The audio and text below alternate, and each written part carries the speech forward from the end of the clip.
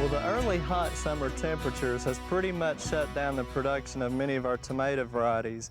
But in our pizza garden, we're still getting some production, and of course we always have some critters that like to enjoy the harvest as well. And this is some bird damage where the birds are actually coming in and pecking on the fruit, and of course we've tried to attract more birds this year to help on insects.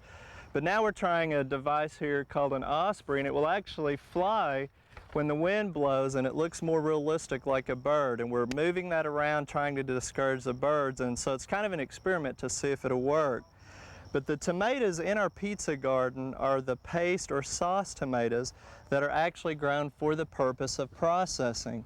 Now, when we think of processing tomatoes, one thing I want to remind you about them is commercially they're mechanically harvested, so most of the time the harvest will come off pretty much at the same time. Everything will come on in clusters and ripen about the same time, and that makes it nice for you so you can harvest them and use them at the same time. Processing tomatoes are generally thought of as pear or plum tomatoes, and you can see that in some of the shapes here. They're higher in soluble solids, meaning more sugars and acids, and also in pectin, which gives them more texture for the processing application. But basically all that means is there's less juice and more meat for a processing tomato. Now I want to show you some of the newer types that are coming out on the market that we've tried this year at our studio gardens. This first one here is called Saucy, and really one of the characteristics about it is it's supposed to be a little bit easier to peel, and you can tell that again there's not a lot of juice in it. It's pretty meaty tomato. It's a smaller pear type, but that's also characteristic of the plant itself. The plant is more compact, or it's a determinate type, so it really doesn't need staking. It's most compact of the 4 cultivars that we have. We went ahead and staked ours just to kind of keep them up off the ground, but most of these really do not require staking. It's just an added precaution if you'd like to do it. But again, this one is supposed to peel a little bit better. It's actually developed in Oregon, and it takes about 80 days for any of these to come from the transplant stage to fruit set. And this one was from Nichols seed, is where we got this particular one. The next one is called Viva Italia. That one came out only a couple of years ago, and it was really promoted as a new paste tomato that's really going to take the industry by storm. You can see there's a little bit more juice and seeds, but still pretty meaty, nice color to it. This one actually does pretty good in hot fruit set. When our summer temperatures get this hot, you may still get some other fruit setting on there, and actually you can see that we still have some green ones being put on the plant, which is kind of unusual this time of year.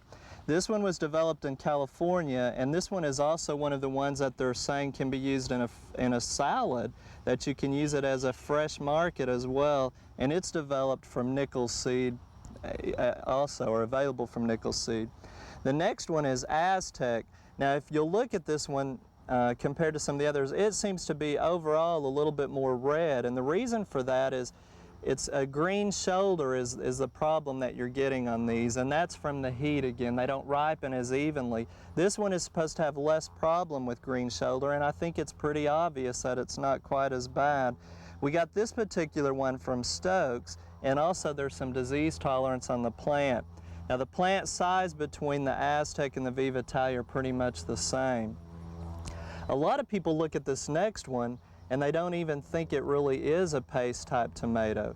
You can see it has a little bit more problem with the green shoulder, and one reason for that, this one is called Giant Paste. It's an earlier tomato. You harvest this one a lot earlier. This time of year it just doesn't like the heat, and that's pretty obvious with the production again. It's a huge tomato for a paste type, and let's take a look at it. You can see it's still pretty meaty. Maybe not quite as good as some of the ones that most of us think about. They're encouraging it for multiple use too, in other words fresh as well as processing, and we got that one from Johnny seed, so it's really not your traditional tomato. And that's the thing that's exciting about tomatoes as a whole. There's so much research going on. It's very aggressive research all across the United States, and it's interesting to see some of the things that they do with the research. Let me show you one here called Cover Up. It's a new one that's developed from Peter Seed and Research. It's supposed to be a seedless tomato that you can use for processing. There's still a few seeds in it. It's not quite as many, a little bit more meat. And then next to it, this is not really a processing one, but this is a pretty one that I wanted to show you. And I'm going to cut this one open. It's called Cherokee Purple. It's an heirloom tomato, and you can see it has more of a pinkish purple color, but the inside of it is really a rose color as well. And so it's a fresh market tomato, but there's a lot of interesting ones out there. Now, believe it or not, research is so extent. They look at things as far as the plant, whether they're determinate, indeterminate, the disease tolerance. They also look at the blossom shape on the tomato, but then when they get into the fruit, what they look for is a mature size and the blossom. Remember, this side would be the blossoms, and they look to see how big that scar is. You can see this one's very small.